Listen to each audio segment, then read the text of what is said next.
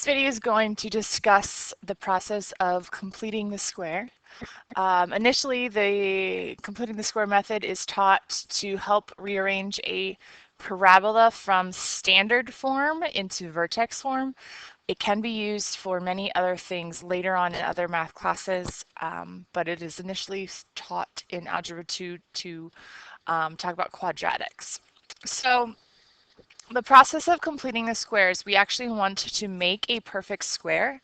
So off to the side before I get involved in that problem, I'm going to talk about what it means to be a perfect square if we expand this square. So I just made this square x plus a. If I were to think about foiling that and expanding it, the first term would be x squared. We would have xa on the outside and xa on the inside. So we have 2ax, and then our last term is going to be a squared. So if you notice, the middle term is 2 times your a value, and your last term is a squared. Keeping that in mind, we're going to come over here and talk about completing the square. And you are actually only going to worry about completing the square with the first two terms. We're going to ignore the last term for a second. What is that? We're going to ignore the last term for a second. And we are going to think about what square we are getting if we have, or creating, if we have x squared plus 6x. We're going to ignore the -7, keep that out. If you notice, what I have written right now is the exact same as the problem starts. So what we basically have to figure out is what's going to be this term that will make what I have here in parentheses be a complete square.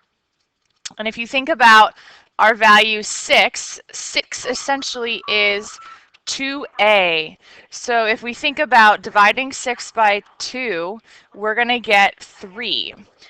So what we're essentially doing is we're going to have a square that's x plus 3 squared. So if you think about how to get this last term of a squared, then a is 3. So we're going to have to add 9 in the parentheses to make what's going to give us the square.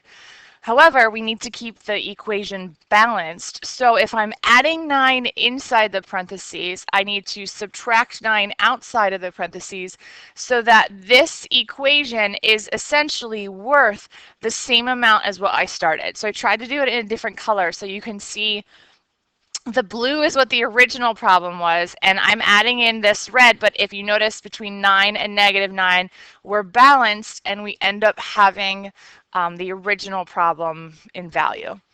So what we can do then is make our square is x plus 3, and then we just add -7 and -9 together to get -16.